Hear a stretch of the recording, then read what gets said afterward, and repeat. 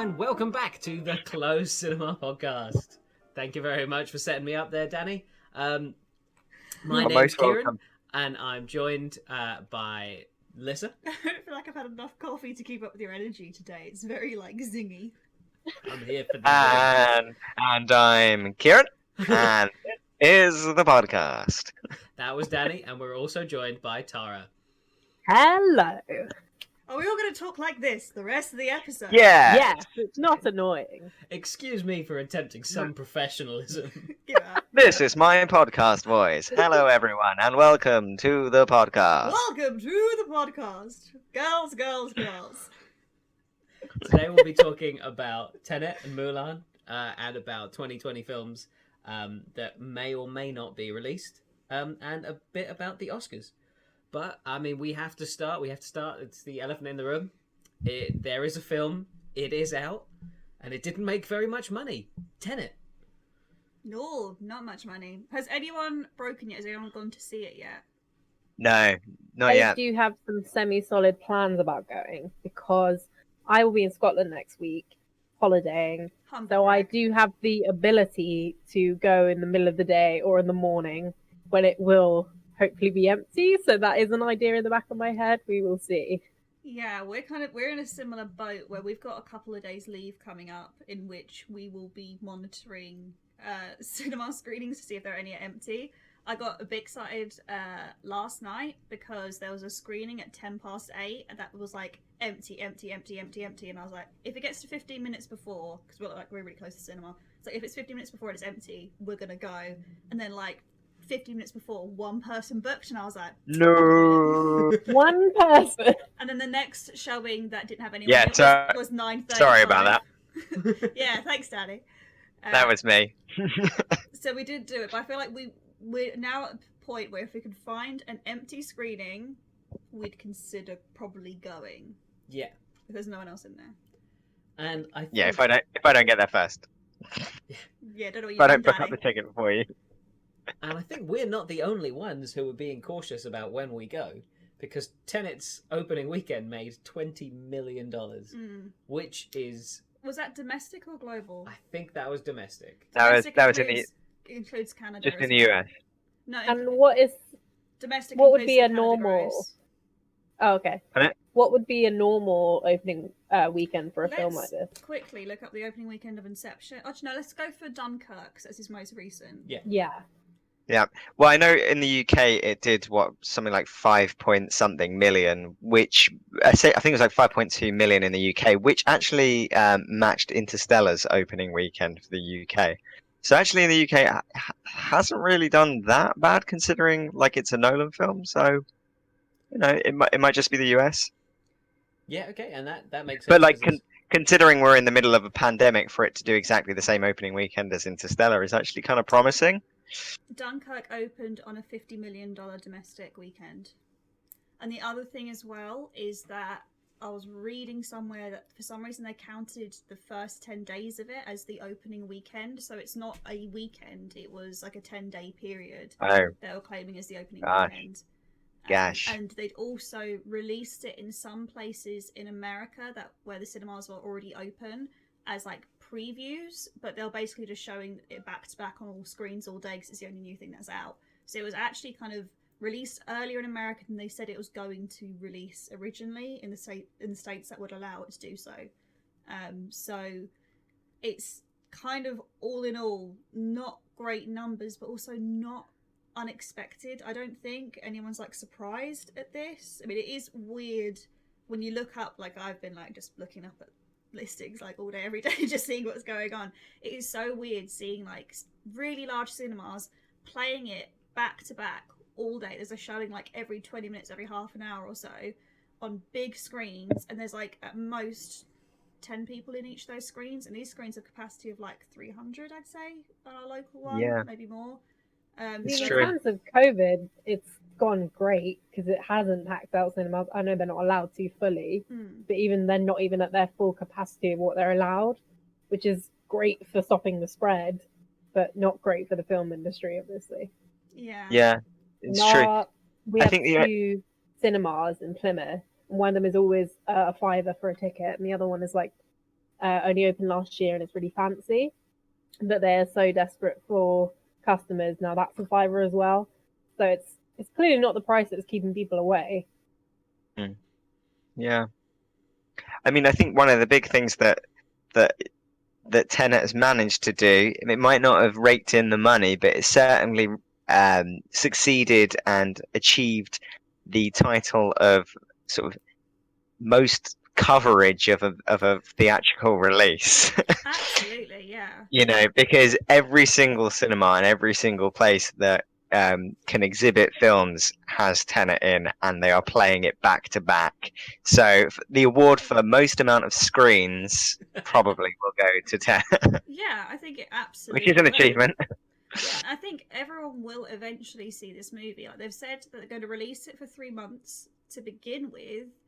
So who knows? It might be the kind of thing where they'll re-release it when things get safe. They might just re-release it to give people the option of going to the movies.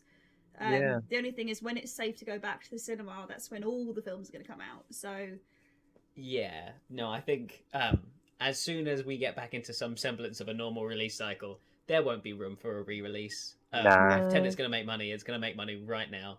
But maybe it will make its money by being the only movie that's going to be out for 6 months. Like, we don't know where the end of the tunnel is for this at the moment. Our government recently said to kind of not really expect any kind of vaccine until the spring. So who knows what they count spring as? That probably means we're in this for the long haul, for the foreseeable. So if no other movie studios is going to release at the cinema, it does give Tenet kind of like the capital on the cinema. So whilst it might not have like big splashy opening weekends, if it's able to kind of keep a sustained burn throughout of people going to see Tenet in January or February, and it's still the only thing that's out, maybe it'll make nowhere near as what it would have originally made, but maybe it'll still make enough money for it to have been worth releasing it the way they have. Yeah, it's true. If they do like not 20 million, but say 10 million every week between now and December, that would be like 170 million. That would be enough. That would be I would consider that like a huge success on their part, but it depends how much the movie costs, and also they've had to pay for 2 rounds of marketing, and normally marketing doubles your kind of total spend. They've done so much extra marketing for this movie. They have benefited a lot from word of mouth and kind of like the natural kind of attention you get from people writing articles and so on. But I don't know about you, but every single YouTube ad I saw all of August was Tenet, like the whole time. They really pushed this movie hard. So I think their spend is going to be super, super high. Nolan doesn't do cheap movies, so even if you're making something like 170 million or whatever, is that going to be enough for it to not be a loss? Yeah. I mean, one interesting fact out of this film was that it was, so expensive that Nolan went to the studio to discuss about buying a aeroplane to actually crash it. At which point I think the studio said no, so he then bought it out of his own money, I think. So there we go. I mean, that is a baller move. I didn't know that. All I heard was that it was it was cheaper to do it practically and actually crash the plane than to do it CGI. Yeah. Apparently so, because they were going to apparently make a sort of miniature, and to make the miniatures and do the VFX, it was much more expensive than actually just buying a sort of decommissioned, plane. They essentially sold off the jets to kind of make the money back, but it was they sold off the engines, but it was essentially a real plane that they crashed in the end. Now I want to see incredible. even more. I want to see a real plane. I want to see the hubris of man just gliding a jumbo jet. Do you think if he's regretting it at all, not releasing it on streaming instead? I don't think so. Christopher Nolan is if I know Christopher Nolan as much as I know Christopher Nolan, Nolan is a massive traditionalist, and I think that he lives for cinema and he lives for the theatrical experience. I think he still shoots on film, and he's like one of the only directors, old school directors that are still going on film. Even Martin Scorsese has kind of transitioned over to digital now. So he's a massive lover of film cinema, film history, and I think he's probably one of the last remaining directors who kind of really cherished the cinema experience for what it is. So I could never see him selling his soul to do a Netflix movie. Yeah, and in fact, just to kind of really send that home, all of the sound in Nolan movies is done by an old timey piano person at the back of the cinema, just like hammering on the keys. Hans Zimmer's at the back, like on a fucking It's the organ. one industry that's doing really well at the moment. To pack out all those screens, they really need people who can play the Yeah. piano. This is a busy man right now. We've got a screening every 20 minutes. Fair play to Christopher Nolan for funding that that sort of duplicate Hans Zimmer program where they just had carbon copies of Hans Zimmer replicated across the entire world I mean, to who do you play think in was cinemas. flying the plane? Yeah, exactly. Ah. He took it from the Prestige, actually. Yeah. The technology from the Prestige. It's actually real, and he's done it on Hans Zimmer. Nice. I respect the fact. I feel so tricky about this. It's a literal pandemic. We are living in dangerous times. Going to the cinema is probably not the best idea for public safety, but then I gotta appreciate a man who loves the cinema so much that he would put that movie out to try and keep cinemas open and keep the staff in there going. What I don't like is there have been reports that Warner Brothers have really hiked up their rental prices. So I think in some places in America, especially in independent chains, for every $1 the cinema gets for someone seeing Tenet, they have to give like 65 cents of that to Warner Brothers. So like they're really not going to make a huge amount of money off of it. So some of the more independent cinemas are struggling. So it's something where I feel really sad about it, because we all love the cinema. We love the movies. The people who work at cinemas are fantastic. Independent cinemas deserve our support. So I don't think any of us are going to be in a position where it's like, don't go. I think we'll just have to go with what we're comfortable with. Yeah. To try and keep the industry going, but also trying to keep ourselves safe and other people safe. Yeah, I think you have to imagine the issue slightly compounded by the fact that a lot of people might not be comfortable eating and drinking in the cinema, even if they're allowed. Popcorn and drink sales is where all the money comes from, really. Yeah. I don't know if I could go to the cinema and not get popcorn with nacho cheese, because it's so good. How is that working right now? Are they still selling food? Yeah, and you're allowed to take your mask off to eat food and then put it back on once you're done. Okay. But I mean, like, an extra large bucket of popcorn takes 4 hours to get through. No, it doesn't. No, you start on the promos and you're done by the opening credits. That's true. That's how it works. We have a friend, when we go to the cinema with her, she buys like a large bucket of popcorn and she doesn't touch it until the adverts are over, because she knows she'll finish it before the movie starts otherwise. The absolute physical restraint that she must have, like that takes determination and courage and everything. Oh my god, I applaud her, because it's, for me, the popcorn is finished by the time the movie comes. Yeah. Or like, always. What I hate, so we get nacho cheese with our popcorn, because another thing this friend introduced me On the popcorn? No, you get a tub of it and you dip it in, and it's the best thing. Salted popcorn, nacho cheese, not the OG nacho cheese, it's rubbish.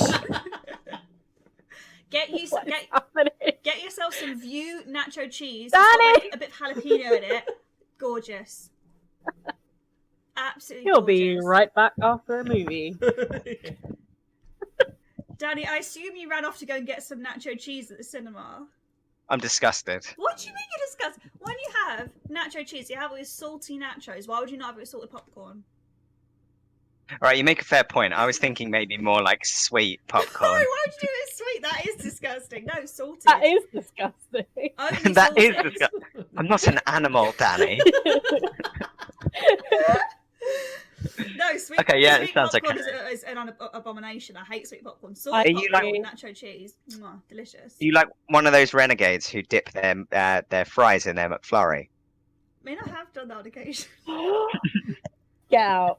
It's not like To be fair, Get out of the pod. to be fair, we've all done it. Come on, we've all done it. It's not that Okay. bad. It's quite nice. right. Wrestling us back Yeah, on track as a Mulan, film Mulan. podcast. Mulan, rather Mulan. than- Mulan. One film which isn't out in cinemas in many places is Mulan. Mulan is out in the cinemas I think it's releasing in China maybe this weekend, It I think is, in other countries in Asia, I think it's being able to be released as well. and there are a few other places in the world, places that don't have Disney Plus, where Mulan has been released, and there it's made. I believe this is like an international 7 million ish, but the real money is coming from the £20, $30 rentals on Disney Plus, which will make an indeterminate, an unknown amount of money. But we have to presume that it's probably more than 20 mil. I think it is going to have made them a lot of money. I think it was a sensible move because I think the release of Tenet has shown that people aren't flocking back to the cinema even for a big release. So I think it was the only way of them making a decent amount of money, which I think they probably will have done. Although there are rumours it's going to come for free in December, and I'll watch it for free then because apparently it's not the best, according to some of the reviews. I don't understand because it says it as in on Disney Plus. It'd be like it says £20, but then it immediately says Premier Access before it says it in very obvious terms. I'm like, how can people not just wait then? Unless you're like you would expect that it would go to the actual service eventually. Like they've obviously got to have a premium window, but it won't stay premium forever. Like it will have its window, so it will go to the included in your subscription fee surely at some point. Yeah, what I was surprised about is that some of the things I was reading was saying that it was going to be in December, which is super soon after like a September launch. So it makes it easier to wait. If they're like, no, we're not going to release this until September 2021, then maybe inclined to pay for it because I don't want to wait a full year. But if you can get it in like 3 months' time, I'll wait for that. Yeah. All right, here's a bit of a thought experiment. We know from Trolls World Tour that if you have the right conditions, like if everyone is like desperate enough for a film, and you don't know when you're going to get back to the cinema, that you can make a ton of money by releasing it online at a premium price tag. What if Disney says, okay, well, we know what would happen if we did the same with our movies. Like, we know if we say, well, if you pay for it, you'll get access for it, way in advance, and like the market's really ready. What if we, play the other end of the spectrum? If we make it kind of the least good value proposition that we reasonably can, we say you're going to get it for a few months. It's been like summer, so people have been outside. There's been a decent amount of evidence that people haven't been staying inside and consuming as much like TV and like games and books and stuff as they had been in like proper lockdown. So if they say, if we release it then, when it's really like the iron is not hot, and we still make tons of money, then it's just like proof that we can release Black Widow and No, but I don't think they'd make that kind of risk. Like, ultimately, this was a huge financial investment for them. It's massive. I don't think they'd be like, you know what, we're going to release it at a suboptimum time and see if it makes us some money. I don't think that's the case. I think they're releasing it now with the knowledge that things like Black Widow are going to have to come out on Disney Plus, and they have to have a clean slate for it. For Disney though, isn't it just like fun coupons? Here we go.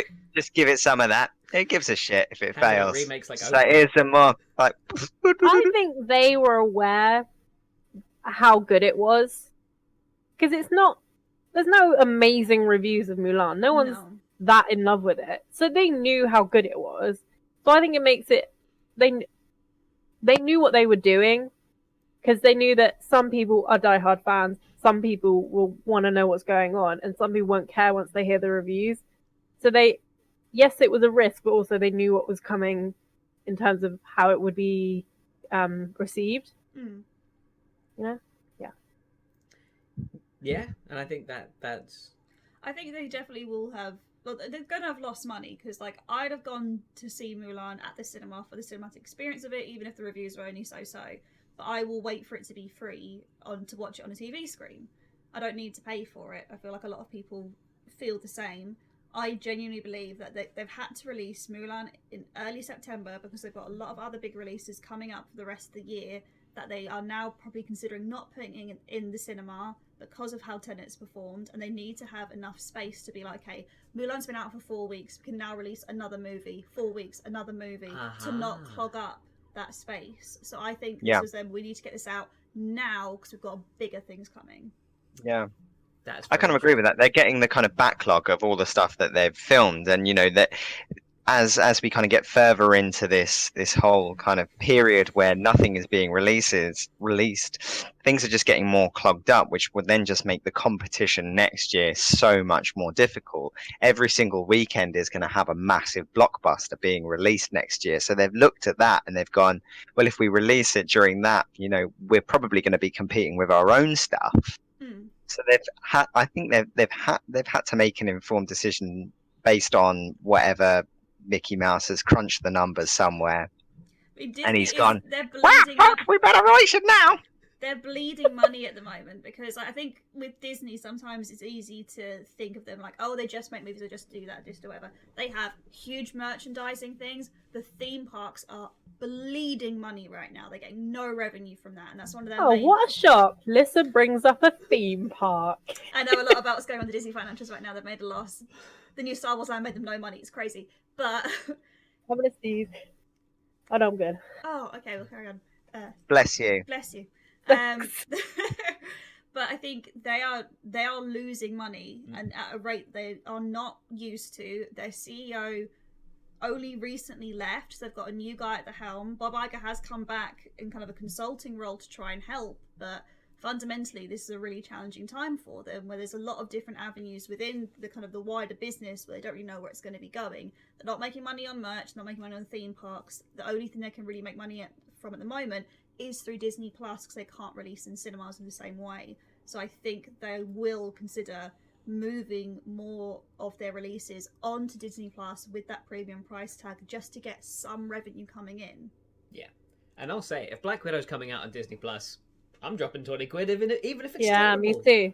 I'm a huge Marvel 100%. fanboy, and I have no shame in saying I will drop the money to watch a new Marvel film, even if it's bad. Even if they said, Kieran, this is £20, you can watch the post-credits that sets up whatever the next Marvel movie is, I'd probably do it. I just don't What know if they're like, but it's fine. What if they're like, Kieran, this is the equivalent to Thor: The Dark World. Give us 20 quid. You know what? I'd It's give them even 20 quid for a fresh Thor: The Dark World. Because you know what, one of the funnest things about bad Marvel movies is the entire internet collectively gets together and we all line up and just murder these films. And just, I want to watch it so I can have all the context for, the 5 or 6 hour-long video essays about how bad these films are. And I would pay 20 quid for it. Look at you, you're all riled up now. Black Widow. I mean, I just wish it was any other movie apart from Black Widow. Not because I don't like the character of Black Widow, she's cool, but I don't really see the point in having a movie about a character who we know we're not going to see again, necessarily, because maybe she retired. I will watch it probably because I love Florence Pugh in anything and everything, and I'm really hoping that they're setting up that she's going to be the next Black Widow, and that'd be really cool. So yeah, that would be really cool. She could definitely pull it off. Oh my god, she can pull off anything. She's amazing. Love Florence Pugh. I recently watched Midsummer last week for the first time, and I still haven't got over it. Yeah, our friends keep trying to get us to watch it, and I'm like, I don't think 2020 is the mindset I should have. I wasn't ready for it. It just triggered everything. It just triggered the whole past 7 months. I'm still on a come down. I mean, I'm not even like in an emotional place to watch The Boys right now. Like, I need only good vibes. I'm watching My Hero Academia, and that is it. The Boys is funny as well, though. It's so bleak, though. But hilarious. I can't do it. Like we loved the first season so much, and then we're like, oh, it's coming out, and neither of us were like, oh, we should watch it. And then we kind of gradually both admit to each other, like, we don't really want to have those kind of vibes right now. We just want to watch like happy anime, and that's all we've been doing. We're just watching like kid anime. They've only released 3 episodes of the season, so you're not missing out on like the whole thing. You can't binge it. I don't know when they're releasing. You can't binge it yet. Yeah, it just says TBA. Well, I have been rewatching all of Heroes because it's the cuddle that I need right now. You need to stop after season 1. What are you doing? I know. I've just finished season 1 today. Stop. Just I stop. know. I think know. we can get I don't want into to do it to season myself. Season 2 is okay, but then that's when the writers' strike happens, and we all know what happens after that. Yeah. They absolutely nerf Peter Petrelli, and it is not fun to watch from then on. No, this is Hero goes to Japan and it gets weird. Yeah, that's for another podcast. We'll save Yeah, that for another time. Superhero related ramblings. But okay, one more piece of news. I'm gonna go over here just so I don't blow out the mic. Dune. And Danny just blew out his mic. Oh my god. So I have no understanding of this, other than that I know the book is a really big deal in sci-fi, but I have no idea what the story is or what is going on. But I checked out the trailer and there's big faces in that. There are So some if big anyone wants to explain what the F Dune is. I have not read it. My mum has. I sent her the link to the trailer yesterday, and her reply was like, "Oh, Timothée Chalamet is perfect casting for Paul." So my mum approves. So the basic story, from what I understood from the Wikipedia summary that I read yesterday to try and figure out what's going on in the trailer, is that it's supposed to be kind of a futuristic world setting. Main character Timmy Sham is the son of kind of a nobleman who currently owns a planet but is given another planet which is kind of a desolate place but has this substance called spice, which is very valuable.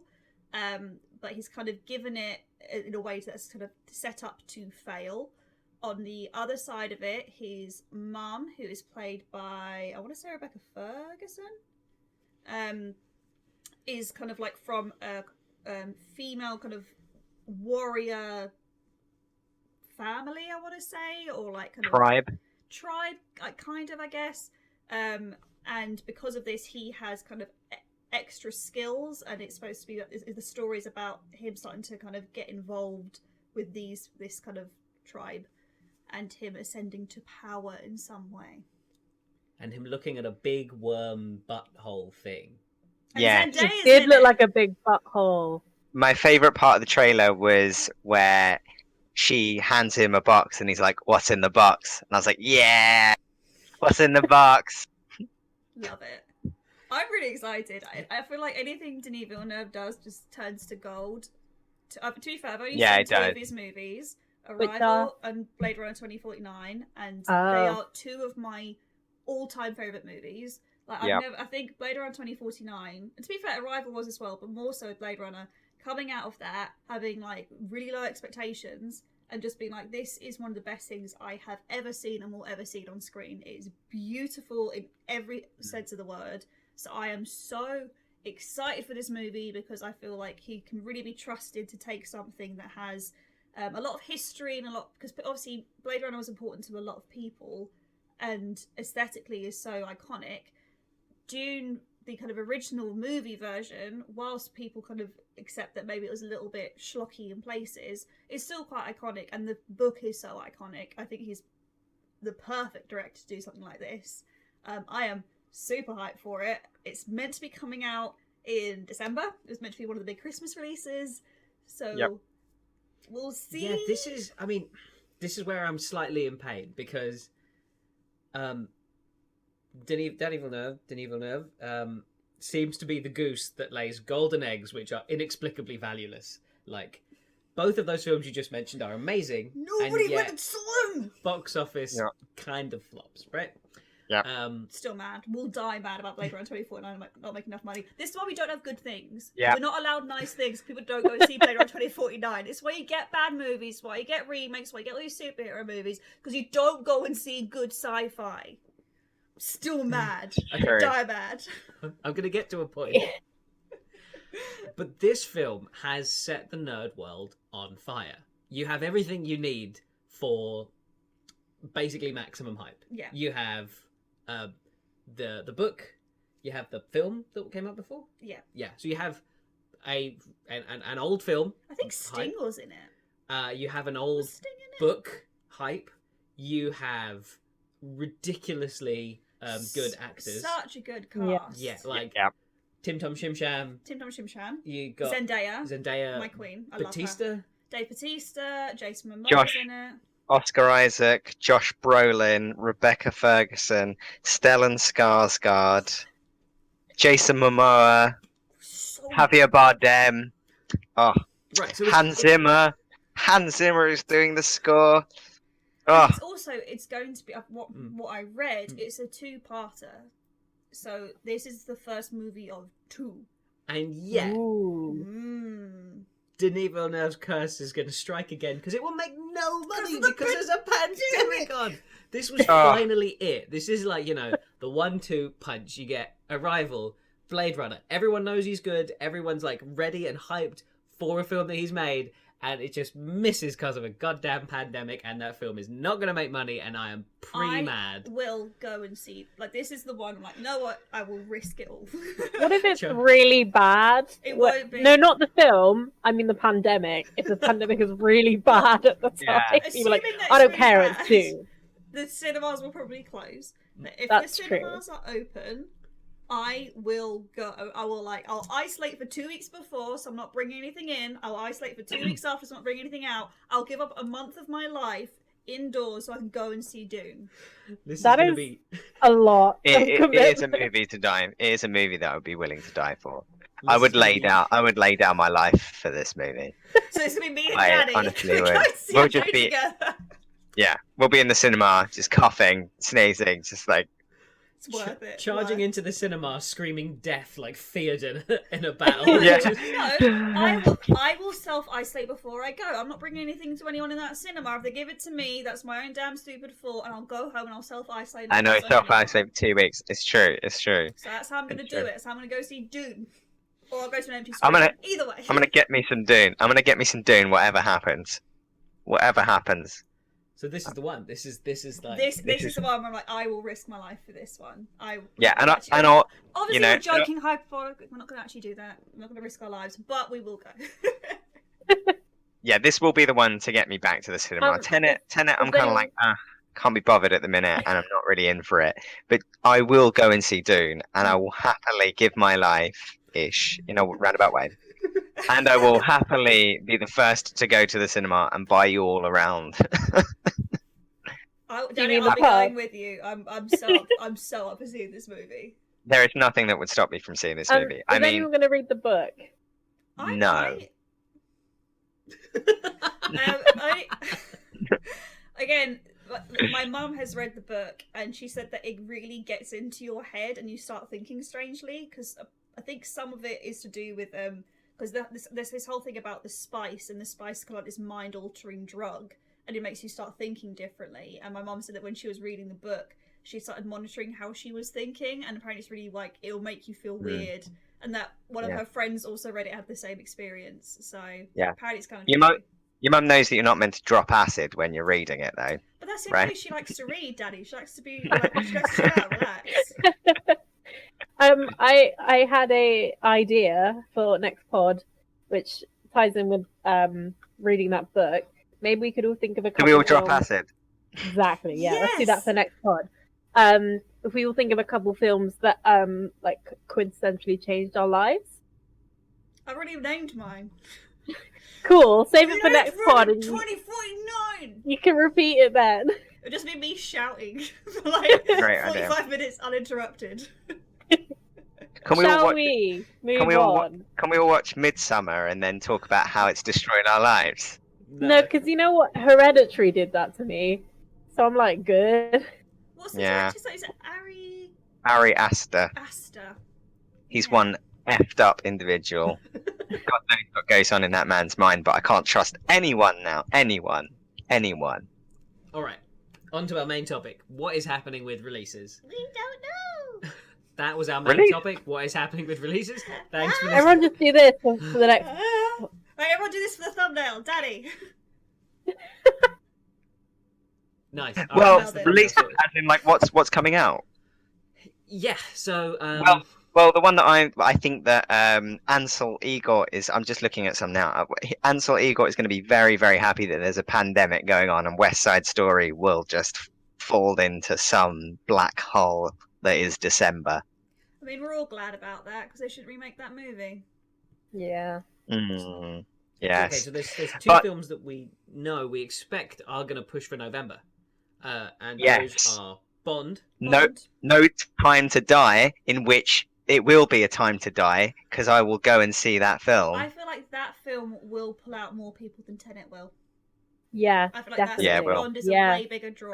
It's so much more mainstream Yeah. and appeals to everyone. Yeah. Yeah. Definitely. I think Tenet especially is in just the UK.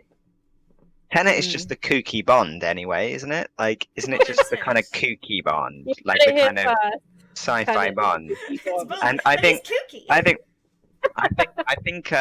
think they've done a really good job on placing it in November, because they probably realise that the people won't, they're still not going back to the cinema. So put it in November when maybe, people are starting to go back. I and think they've had it was a their- shot in the dark because they claimed November back in March. Like they were like a week Yeah. or two. Oh, away did they from- really? Yeah, they were like a week or two away Yeah, you from don't It was releasing. such a big deal. And they were like, Yeah. no, we're pushing it back to November. And I was like, oh my god, November, that's so far away. And it was like, actually, it's probably going to be too soon. Yeah. To get back to Sorry, cinema. guys. Yeah, it's true. Too soon. But Bill and Ted, everyone, September the 23rd, apparently. That has Bill and released Ted 3. on streaming in America already, I believe. And they I did think so. They did partial cinema release and part streaming. And I don't think it's going to be a big draw. Like, No.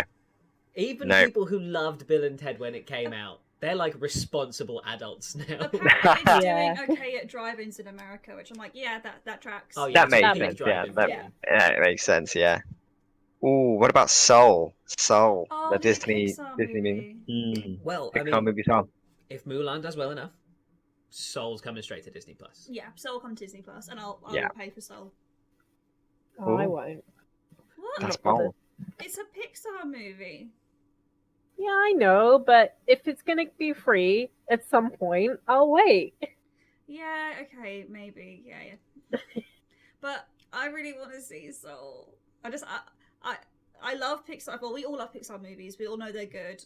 It's just you're now playing that kind of roll of the dice where Pixar have recently, in recent years, started releasing more than one movie per year, and there's always one bad and one good. Like you had Inside Out, amazing, and The Good Dinosaur, which is like one of the worst films I've ever seen. So bad. And then this year they've already had Onward come out, kind of just Which gone. I loved. I I'm a thought it huge was- Onward fan. It was Onward. okay. It was okay. It was fine. Yeah? Middle of the road Pixar. Yeah, it was like one or two steps above Cars, but pretty much below most other things. That I violently, vehemently disagree. For me, it's like top 5. It's not Toy Story 2, but it is better than most Pixar films, if you ask me. What Pixar movies is it better than? Tell me right now. Oh, right, let's go through the whole list. It's WALL-E? for me, it's above Monsters Inc. Wally? I love Wally. Wally's like one of the best ones. No, I haven't it's- seen Onward. I was trying to help. He was just said it's better than Monsters Inc. And then you are the monster, my friend. It's not better than Wally. Wally's definitely better. Monsters University. Oh yeah, it's Yeah. better. It's Way- Incredibles 2. Better. I'd say probably level pegging. It's better than Incredibles 2. Okay. I might even say it's better than Incredibles 1. No, that is. As someone, I'm not even a fan of Incredibles, and you Wow. are categorically wrong, sir. Sir. Right, everyone. What watch about on Toy Mixed Story? Graphics. What about Toy Story 3? 4, sorry, 4. Oh, better than 4. Yeah, better than 4? I would agree, only because I have quite a lot of problems with Toy Story 4 just existing in general. Yeah, it wasn't needed. No, but Anyway, right. Disagreement. You are wrong. So it does that mean- Onward. Let's Onward move on. Was fine. Let's move on. Soul, I think, therefore, could be the really good release. It looks like it's going to be a very emotional movie, which Pixar are very good at doing that. So I have a lot of hope for it, which would be Yeah. nice. And Where's my film like Coco? I want another film like Coco, man. We Maybe it'll rewatched be Coco Soul. recently. It's so lovely. Coco's like a It's so big good. warm hug. It is like a big mug of Coco. Cry every time when he's singing to her at the end. Oh my god. I know. Mama Coco. Stop Mama it. Coco, love Right. you. Back on track. There's one other film that is probably coming out in November. We got the final trailer at DC Fandom, and that is Wonder Woman 84. Yeah, there are now unconfirmed reports that, because it was meant to come out in October, there's now unconfirmed reports it's coming out in November now. So that might have been pushed back a bit further. Gosh, that Are we film gonna just venture keeps out? getting pushing back. Wasn't it meant to be coming out last year or something like that? April, I think. Yeah, it's April. Which it feels like last year. It feels like last year. When even is? Yeah, I've lost the plot. It's the dueling philosophies of like when you move the movie back to. Bond was just like, call your pocket, November, huge leap, see what happens. Wonder Woman has done like cheeky back Little step shuffles. every couple of weeks. Yeah, it was July, then it was August, and then it was October, and now it's like, just kidding, maybe it's November. So Yeah, it's so true. It's doing like a little shuffle backwards, isn't it? Just like. But eventually, probably, the pandemic will end, and we keep shuffling lots of films back. So my question is, what's going to happen to the 2021 window cycle, the box offices, the whole shebang? What is going to happen when all these films suddenly have to exist all at once? It's the year to get a Cineworld Unlimited card. Well, actually, It's finally the year. The way I'm thinking about it, I wonder if it's just going to be like 2020 never happened, because we only really had movies up until mid-March, so the only big hitters were like, I think it was Bad Boys, Harley Quinn, Sonic, and that was kind of it. Onward didn't really make enough of a splash. It was only out for like 2 weeks. So I think it's going to take a long while for all this to be over. So let's say by spring it's all over. It won't be, but let's say it is. It's going to be March. So just pick up where you left off. Everyone just go off the original like day. Nothing happened. Change the 20 to 21, and then everyone gets their slot. It's all fine. All productions have been moved back about a year anyway because of this. So I have the, I think we should just scratch this year off. I think actually when we get to 31st of December, it should just go back to the 1st of January 2020. No, I don't agree and with we it. should just pretend that, this year never happened, and let's just carry on as if it were a normal 2020. No, I don't want just 2020 to even be referenced. I from want the to, history I want books. to burn it. I don't want it to Well, yeah. exist. Yeah, maybe we just remove it from every history book. It just goes from 2019 to We burn- 2021. yeah. It's a leap year. Like in some hotels. Actually, wasn't it actually a leap year It was this actually year? a leap year this year. Yeah, let's just leap the whole fucking year. Nice. All right. There is Nice. one topic we have left, and that one topic is the Oscars. I believe in previous versions of this podcast, in previous conversations we've had, we talked a lot about the diversity issues that the Oscars has had for a long time, and they're finally doing something to address that. Yeah. I'm pretty sure in one. Talked a lot. Someone else want to go first? No, I was literally just going to say. I swear, in a previous incarnation, how many incarnations of this podcast are we on now? But I'm sure in a previous incarnation of this podcast, we did a Oscar special where I think we talked a lot about the diversity issues that plague the Oscars. So yeah, I remember that because we were mistaken about Oscar Isaac being white or just being just American white, and Danny was from Chile. Yeah, Danny pointed it out about him being South American. Yeah, I think he might be from Chile or Guatemala or something like that. Oh, might be Guatemala. Let me look. Anyway, Oscars. So they have decided from films made in 2024, so the Oscars of 2025, there will be certain standards they must fulfill in terms of diversity.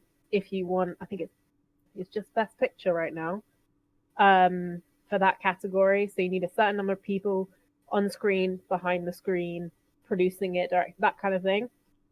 So they're going hard on it. Yes, sis? I was gonna say, I've read a couple of things where, like, surface level, obviously, anything that moves towards having better diversity is absolutely essential and what we need. Where some of the concern is that I think there's like 4 different categories, and you have to fulfill 2 of them to be considered. And one of these categories is the kind of the teams behind the camera, potentially in the marketing team, where it'd be really quite easy to pass those diversity quotas, because it's diversity not just based on ethnicity, it's also diversity based on gender. So in marketing, is that the word? Yes. Yeah, so in marketing, in not trying to paint it in too broader strokes, but in the film industry, diversity in those terms isn't as much of an issue, because you do have several high-powered female executives who work within the film industry on the marketing side. So there's a lot of movies that could pretty much still pass, even though there'd be like heavily white male movies, because of this caveat. So that's just like, I think it's brilliant that they're doing something, and I think I'm really happy that we've got something to kind of, even if we only need these rules for like 10 years, people just get it into their heads, and then once the wheel is turning, it won't stop moving. We don't need to have those rules anymore. Brilliant. I think it's a good first start, but I think that we might still see some movies kind of sneaking in underneath those terms. Yeah. I agree that, I think it's good that they've got some sort of guidelines, but does that, if you have guidelines and sort of a criteria to pass, does that not just kind of, essentially, is it not a means to be abused in a way that they can kind of just circumnavigate that, in terms of like just idly hiring people on their staff just to kind of push a movie through? I think that's going to be somewhat balanced out by them inviting 800 or more, 800 plus people onto their judging panel now, and I think it's nearly half are women, and about 30 something % are non-white. So they're doing it on both sides of the filmmakers and the people who are going to decide who are getting the awards. I think that's a good point. I think they're probably, as much as these films need to have more representation, I think really the problem lies within the Academy, and getting the representation, that side of the industry is really what's important, and getting the representation on the Academy, and having just a better proportion of sort of ethnicities and people and genders on that side is only going to help. Yeah. I think it says a lot about the big headline was that they have introduced these categories for the awards, and then sort of further down the article you'll see that they've done all this stuff within the Oscar system to change. That's the real news, I think. I think that's the best part. It's like we're doing such a good thing. We're like being all progressive with these new categories and stuff. Or also we're actually expanding, so there's some more diversity within us because we're also a problem. Can I ask a question? How do you guys feel about sort of gender neutral roles? Like in terms of just like best, best performance, not a best male. Get rid of best actor, best actress. I agree. But then they just hand it to Meryl every year. Give the boys a chance. Yeah. And the Oscar goes to Meryl Streep, and the Oscar goes to Daniel Day-Lewis, but I didn't and say the Oscar goes to Meryl Streep. No, I think they should get rid of it. I think it's dumb. Yeah. It's so dumb. Yeah. You know what? I don't feel strongly enough to really defend I think it. it's because with best director is gender neutral. Yeah. Like all the other best costume design, best score, all of that is gender neutral. So why do the performances have to be gendered? I don't think that makes a whole lot of sense. Yeah. All right, I've come up with my counter. Took me a second, but I got there. Okay. Preceding all the work that they've done this year to improve the Academy, there's been lots of evidence that the Academy was pretty biased towards cisgendered, heterosexual, Caucasian males. Why would we take a category that celebrates something that's not one of those things and get rid of it? I feel like that's true. I kind of agree. there's a risk that what we do is by combining the categories, we stop showcasing the amazing work of talented female actors. Well, I think it does come back to there's a fundamental, and this kind of links into another concern that I have around the diverse. I want to make it very, very clear. I am all for these rules and all for them doing something and making some kind of stand. I think that's really positive. What I have concerns about is that what I don't want these new rules to be is that it's just the same directors, like it's your Martin Scorsese. Again, no disrespect to your Scorseses or your Spielbergs or any of them, they're all terrific. But if it's just the same troop of people that we always see, your Tarantinos, but they've just hired a little bit better behind the scenes, what we need to be seeing are more directors, more writers, more actors from diverse backgrounds getting that chance. It's not that they don't exist. It's not we don't have female directors. We have loads of them. It's just that it's so rare they get nominated. And it's the same for people of colour. So what I really hope is that these rules don't mean that the big players who are always nominated just change things a little bit, but it's still fundamentally the same thing. We need to get better at getting better movies in, better diversity in, and give these smaller movies with great visionaries a better chance. Yeah, I think what Kieran said is a really good point, because I guess like having the split categories, a best male performance and a best female performance, you are showcasing the talents of incredible actresses who, for want for a better word, I guess the previous Academy might not have showcased if that category hadn't been there. And in the same way, I think the directors category is pretty much a whitewashed male category every single year. It's always your Scorseses, it's always your Tarantino's, like you say. It's always the same people. It's always the Denis Villeneuves. So in that way, does it kind of should there be a female director category in order to showcase the incredible work that a lot of female directors are putting into the industry? I disagree, because I think having categories that are male female is really exclusionary to people who are non-binary, and I think that we just need to there's no need to have this split. There's no it's when you get splits in sport, and I don't always fully understand or agree with this as well, but some of it's due to the fact that men and women have different muscle groups and all that kind of stuff. There is no difference when it comes to how you make a movie. Creativity, yeah. There's no difference in creativity. No difference in terms of how you perform. I fundamentally disagree with it needing to be gendered. I think what we need to make sure is that if we take these gendered categories away, that maybe you make it so like there's an even number of people nominated. But I think if you do that, you're getting into some really blurry areas around gender, which I don't think anyone's really comfortable with anymore. I think they've just got to do better at picking the right movies, and I'm hoping that the Oscars for so many years was so bogged down by these really kind of aggressive Oscar campaigns by your people like your Harvey Weinsteins that kind of took it over. I'm hoping that things that are more reactionary to what people actually respond to, things like your Black Panthers that got nominated on the back of the fact that it was so hugely popular and resonated with people.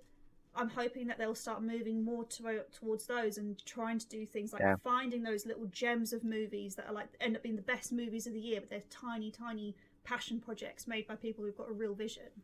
Amen. I totally agree, and I think that comes from the representation on the Academy. If you have a mixture of people from different ranges of backgrounds, ethnicities, genders, and everything like that, you're going to get a much more eclectic mix of films, directors, and actresses, actors. It's just going to be a lot more balanced, and really that's where it comes from. Not having separated categories. Everyone should be it should be based on artistic, creative integrity. And I think we all agree Tara's like bang on that it's the change of the Academy is the big one. But there is one category which I think I personally just want to flag, because I think it's a really great thing. Even if films are kind of struggling at the with the on-screen diversity or in the the higher paid roles, there is one category for paid internships and apprentice opportunities for below the line workers. So that just means that in cases where, well, one, it just sets a standard that films will probably just want to like knock in anyway. Like if you're doing 2 out of the 4 and you're like, oh, we can just sneak in a third, that'd be good. But it creates the incentives and opportunities for people who aren't in the industry because they come from a non-privileged background, that they can get in, and they can get in paid, like even if they're just brought in and paid to, you know, fill one of these quotas, which is obviously despicable. I'm not pleased about that, but even if that happens, they'll get the money and they get the experience of being on the set and the connections and just something on the CV, which is going to make it easier for them to get in next time. And that, I think, is just big thumbs up. Really glad they did I think, especially in the wake of like the loss of Chadwick Boseman, having the kind of come out, it would be more kind of prominent in the news that his education was paid for by Denzel Washington, because I think it was his class didn't have enough funds, or I'm going to be misquoting the story. But ultimately, he got his education, his opportunities funded by having someone like Denzel Washington sponsor his class. So that just goes to show, like, if that hadn't have happened, we wouldn't have got him. Yeah. So this kind of opportunity, you're right, it's terrific. Yeah. It's so important. Denzel Washington, man, that guy is incredible. He's such an yeah. unsung hero because he's really not like someone who is in the limelight or is someone who wants to take that kind of center stage in a kind of celebrity world. He's very much a kind of backroom celebrity, but you hear so many stories about Denzel Washington doing some really incredible things to do with like charitable and sort of philanthropy kind of stuff. It's pretty amazing. What a guy.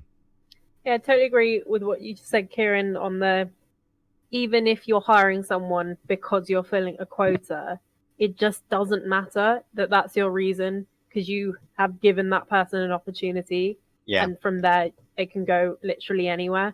I always think this about, if I decide to give to charity, it might be because I've seen an advert or because I'm feeling, oh, I've had a really nice meal, let me do something for someone else. Or maybe it was just out of guilt. It doesn't matter the reason, it's the outcome of what it's gone. It's a beneficial to someone else, and it's given someone a real chance. And I can speak that from my own experience. Like it just doesn't matter.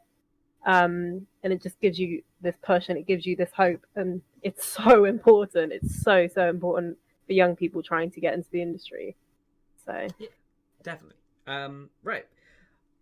Just one last thing to say on this. It will not affect the 93rd Academy Awards, which is the ones that are going to be this coming month. yeah, but this is what I didn't understand. Boned anyway. It doesn't matter that it's not happening. Like, is it even? It's just going to be Charles World Tour, Scoob, and Tenet. Justin And the Timberlake's gonna Oscar go up for and collect his Oscar. And the best cinematography goes to Scoob. But I was thinking, like, it's 2024.